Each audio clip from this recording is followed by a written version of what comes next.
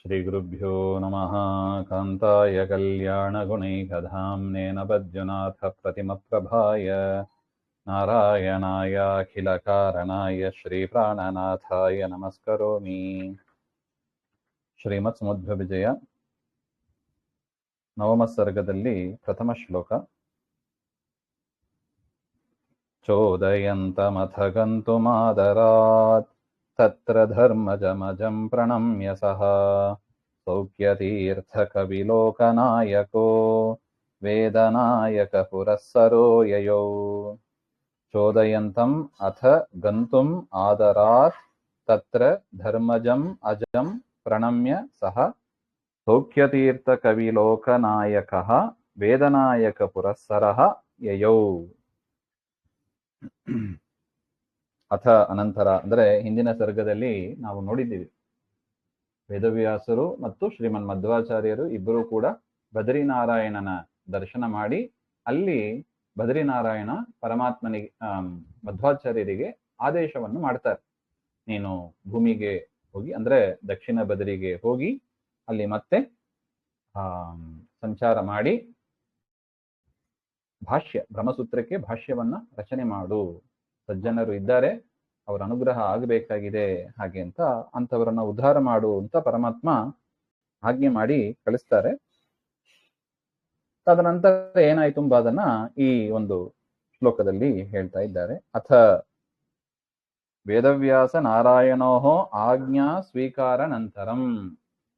ಬದರಿನಾರಾಯಣನ ಮತ್ತು ವೇದವ್ಯಾಸರ ಆಜ್ಞೆಯನ್ನ ಸ್ವೀಕಾರ ಮಾಡಿದ ಬಳಿಕ ಅಂತ ಅರ್ಥ. ಸುಖಮೇವ ಸೌಖ್ಯಂ ತತ್ಕರಂ ತೀರ್ಥಂ ಶಾಸ್ತ್ರಂ ಯಸ್ಮಾತ್. ಆನಂದವನ್ನ ಕೊಡತಕ್ಕ ಶಾಸ್ತ್ರವನ್ನ ರಚನೆ ಮಾಡಿದ್ರಿಂದ ಅವರಿಗೆ ಏನಂತ ಹೆಸರು? ಆನಂದ ತೀರ್ಥ ಅಥವಾ ಸೌಖ್ಯ ತೀರ್ಥ ಎಲ್ಲ ಒಂದೇ ಅರ್ಥ. ಅಂತ ಸೌಖ್ಯವನ್ನು ಕೊಡತಕ್ಕ ಶಾಸ್ತ್ರವನ್ನ ರಚನೆ ಮಾಡಿದವರಾದ ಶ್ರೀಮನ್ ಮಧ್ವಾಚಾರ್ಯರು ಕವಿಲೋಕ ನಾಯಕ. ಕವಿ ಅಂದ್ರೆ ಜ್ಞಾನಿ ಅಂತ ಅರ್ಥ. ಜ್ಞಾನಿಗಳಿಗೆಲ್ಲರೂ ಕೂಡ ಒಡೆಯ ಸ್ವಾಮಿಯಾದವರು ಆದ ಶ್ರೀಮನ್ ಮಧ್ವಾಚಾರ್ಯರು ಗಂತುಂ ಚೋದಯಂತಂ, ಇಲ್ಲಿಂದ ಹೋಗುವಂತ ಪ್ರೇರಣೆ ಮಾಡಿದ್ದಾರೆ. ಯಾರು? ವೇದವ್ಯಾಸರು ಮತ್ತು ಬದರಿನಾರಾಯಣ. ಚೋದಯಂತಂ ಈ ರೀತಿಯಾಗಿ ಪ್ರೇರಣೆ ಮಾಡುತ್ತಿರುವ ಅಜಂ ಧರ್ಮಜಂ, ಹುಟ್ಟು ಇಲ್ಲದವನಾದ ಧರ್ಮಜಂ. ನಾವು ಹಿಂದೆ ನೋಡಿದಂತೆ ಯಮನ ರೂಪ ಧರ್ಮ ಪ್ರಜಾಪತಿ, ಹಾಗೆ ಅಂತ ಆ ಧರ್ಮ ಪ್ರಜಾಪತಿಯಲ್ಲಿ ಅವತಾರ ಮಾಡಿದ ಆ ನಾರಾಯಣನ ಮಾತನ್ನ ಆದರಾತ್ ಭಕ್ತಿಯಿಂದ ಸ್ವೀಕಾರ ಮಾಡಿ, ಪ್ರಣಮ್ಯ ನಮಸ್ಕಾರ ಮಾಡಿ, ಬದರಿನಾರಾಯಣನಿಗೆ ನಮಸ್ಕಾರ ಮಾಡಿ, ವೇದನಾಯಕ ವೇದಕ್ಕೆ ಸ್ವಾಮಿಯಾದವರು ಯಾರು? ವೇದವ್ಯಾಸರು. ವೇದನಾಯಕ ಪುರಸ್ಸರ ಅಗ್ರಗಾಮಿ. ಅಂದ್ರೆ ವೇದವ್ಯಾಸರು ಮಧ್ವಾಚಾರ್ಯರು ಆ ಆಶ್ರಮದಿಂದ ಹೊರಟರು. ಹೇಗೆ ಹೋದ್ರು? ಮೊದಲು ವೇದವ್ಯಾಸರು ಹೋಗ್ತಾ ಇದ್ದಾರೆ, ಅವರನ್ನು ಅನುಸರಿಸಿ ಶ್ರೀಮನ್ ಮಧ್ವಾಚಾರ್ಯರು ಹೋಗ್ತಾ ಇದ್ದಾರೆ. ಹಾಗೆ ಯಯೌ ನಾರಾಯಣ ಆಶ್ರಮಾತ್ ವ್ಯಾಸಾಶ್ರಮಂ ಯಯೌ. ಬದರಿನಾರಾಯಣನ ಆಶ್ರಮದಿಂದ ವೇದವ್ಯಾಸರ ಆಶ್ರಮವನ್ನು ಕುರಿತು ವೇದವ್ಯಾಸರು ಶ್ರೀಮನ್ ಮಧ್ವಾಚಾರ್ಯರು ಇಬ್ಬರು ಕೂಡ ಅಲ್ಲಿಂದ ಹೊರಟು ಬಂದರು ಅಂತ ಅರ್ಥ. ಚೋದಯಂತಮಥ ಗಂತುಮಾದರಾತ್ ತತ್ರ ಧರ್ಮಜಮಜಂ ಪ್ರಣಮ್ಯ ಸಹ ಸೌಖ್ಯತೀರ್ಥಕವಿಲೋಕನಾಯಕೋ ವೇದನಾಯಕ ಪುರಸ್ಸರೋ ಯಯೌ.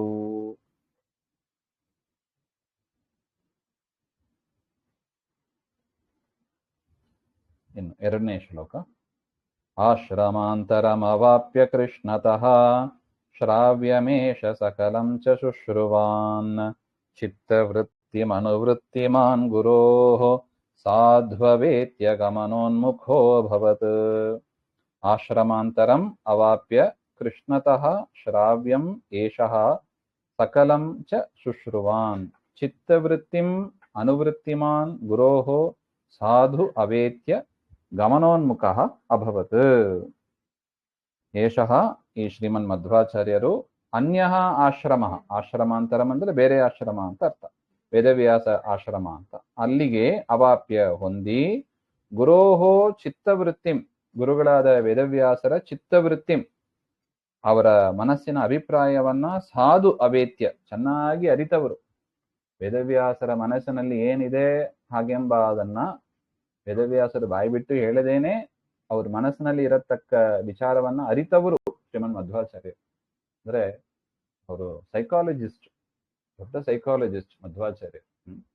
ಮನಸ್ಸಿನಲ್ಲಿ ಏನಿದೆ ಎಂಬ ಅದನ್ನ ಅರಿಯತಕ್ಕವರು. ಅದು ಯಾರ ಮನಸ್ಸು? ಪರಮಾತ್ಮನ ಮನಸ್ಸು. ಅದು ಪರಮಾತ್ಮನ ಅನುಗ್ರಹದಿಂದ ಬಂದದ್ದು. ಪರಮಾತ್ಮನ ಮನಸ್ಸಿನಲ್ಲಿ ಇದ್ದದ್ದನ್ನ ಪರಮಾತ್ಮನ ಅನುಗ್ರಹದಿಂದ ಅರಿತವರು ಶ್ರೀಮನ್ ಮಧ್ವಾಚಾರ್ಯರು. ಬೇರೆಯವರ ಮನಸ್ಸಿನಲ್ಲಿ ಇದ್ದದನ್ನ ಸ್ವತಃ ತಾವೇ ಪ್ರೇರಣೆ ಮಾಡಿ ಮನಃಪ್ರೇರಕರು ಅವರು ಮಧ್ವಾಚಾರ್ಯರು. ಅದರಿಂದ ಅರಿತವರಾದ ಜ್ಞಾನಿಗಳಾದ ಮಧ್ವಾಚಾರ್ಯರು ಅನುವೃತ್ತಿ ಅಸ್ಯ ಅಸ್ತಿ ಅನುವೃತ್ತಿಮಾನ್, ಅದನ್ನ ಅನುಸರಿಸ್ತಾ, ಅಂದ್ರೆ ವೇದವ್ಯಾಸರ ಮನಸ್ಸಿನಲ್ಲಿ ಏನ್ ಮಾಡಬೇಕು ಅಂತ ಅನಿಸ್ಕೊಂಡಿದ್ರು ಅದನ್ನ ತಿಳಿದು ಅದನ್ನ ಅನುಸರಿಸಿ ಅಂತ. ನೋಡಿ, ಎರಡು, ಒಂದು ವಿಚಾರ, ಇನ್ನೊಂದು ಆಚಾರ. ಹಾಗೆ ವಿಚಾರ ಆಚಾರ ಎರಡು ಇರಬೇಕು ಅಂತ. ಮನಸ್ಸಿನಲ್ಲಿ ಇದ್ದದನ್ನ ಅರಿತು ಅದರಂತೆ ಆಚರಣೆಯನ್ನು ಮಾಡುವವರಾದ ಮಧ್ವಾಚಾರ್ಯರು ಕೃಷ್ಣತಃ ಸಕಲಂಚ ಶ್ರಾವ್ಯಂ ಶುಶ್ರುವಾನ್. ಇನ್ನೇನ್ ತಾವು ಹೊರಡಬೇಕು, ತತ್ಪೂರ್ವದಲ್ಲಿ ವೇದವ್ಯಾಸರಿಂದ ಏನೇನು ಕೇಳಬೇಕಾಗಿತ್ತೋ ಪಾಠಗಳು ಅದೆಲ್ಲವನ್ನು ಕೂಡ ಇನ್ನೊಂದು ಮತ್ತೆ ಬಾರಿ ಕೇಳಿದ್ರು ಅಂತ ಅರ್ಥ.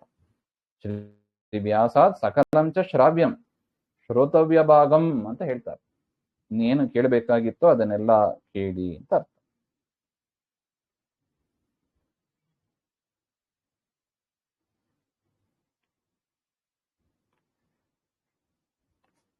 ಕೇಳಿದರು.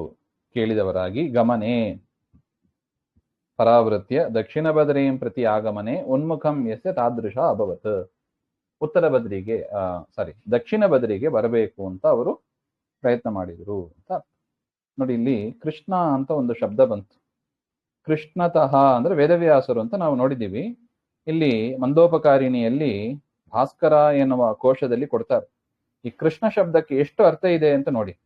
ವ್ಯಾಸ, ಅರ್ಜುನ ಅಂದ್ರೆ ವೇದವ್ಯಾಸರು, ಅರ್ಜುನ, ಅಗ್ನಿ, ಹರಿ, ಕೋಕಿಲ, ಕಾಕ, ಶೂದ್ರ, ತಾಮಿಸ್ರ, ಯಕ್ಷ, ಕಲಿ, ನೀಲ, ಗುಣ, ನೀಲಗುಣೇಶು, ಇವುಗಳಿಗೆಲ್ಲವನ್ನು ಕೂಡ ನಾವು ಕೃಷ್ಣ ಅಂತ ಕರಿಬಹುದು.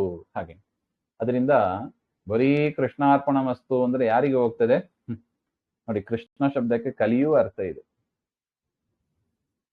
ಅದರಿಂದ ನಾವು ಕೇವಲ ಶ್ರೀಕೃಷ್ಣಾರ್ಪಣ ಮಸ್ತು ಅಂತ ಹೇಳಿದ್ರೆ ಅದನ್ನೆಲ್ಲ ಕಲಿ ತಗೊಂಡ್ಬಿಡ್ತಾನಂತ. ಆಕೆ ಆತುರದಿಂದ ಇರ್ತಾನೆ, ಯಾವಾಗ ಏನ್ ತಗೊಳ್ಳಿ ಕಿತ್ಕೊಳ್ಳಿ ಹಾಗೆ. ಅದರಿಂದ ನಾವು ಅಡ್ರೆಸ್ ಮಾಡುವಾಗ ಹೆಂಗ್ ಅಡ್ರೆಸ್ ಮಾಡಬೇಕು?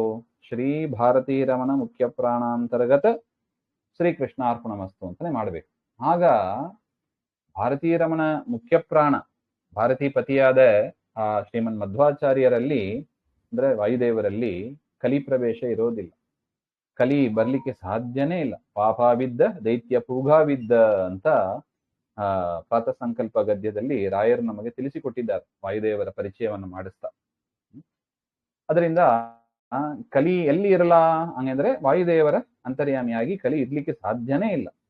ಅದರಿಂದ ನಾವು ಹೇಗೆ ಅಡ್ರೆಸ್ ಮಾಡಬೇಕು? ಕೇವಲ ಕೃಷ್ಣ ಅಂದ್ರೆ ಕಲಿಯು ಅರ್ಥ ಬರ್ತಾನೆ. ಹಂಗ್ ಮಾಡದೆ ಭಾರತೀಯ ರಮಣ ಮುಖ್ಯ ಪ್ರಾಣಾಂತರ್ಗತ ಶ್ರೀಕೃಷ್ಣ ಅರ್ಪಣ ಮಸ್ತು ಅಂತಾನೆ ಹೇಳಿ ಮಾಡಬೇಕು ಎಂಬ ಒಂದು ಅರ್ಥ ಸೂಚನೆ ಇಲ್ಲಿ ಇದೆ. ಅದನ್ನ ತಿಳಿಸಿಕೊಟ್ಟಿದ್ದಾರೆ.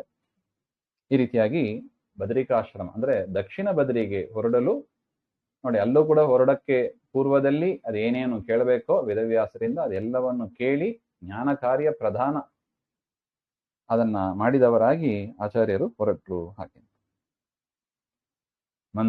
ಮೂರನೇ ಶ್ಲೋಕ. ಮಂದಹ ಸಮೃದು ಸುಂದರಾನನಂ ವಂದನೀಯಮಭಿವಂದ್ಯ ಸತ್ಪತಿಂ ಪ್ರಾಜ್ಞಮೌಲಿ ಮಣಿರಭ್ಯನುಜ್ಞಯ ತಸ್ಯ ತಾವದಗಮನ್ ಮಹಾಮತಿಃ.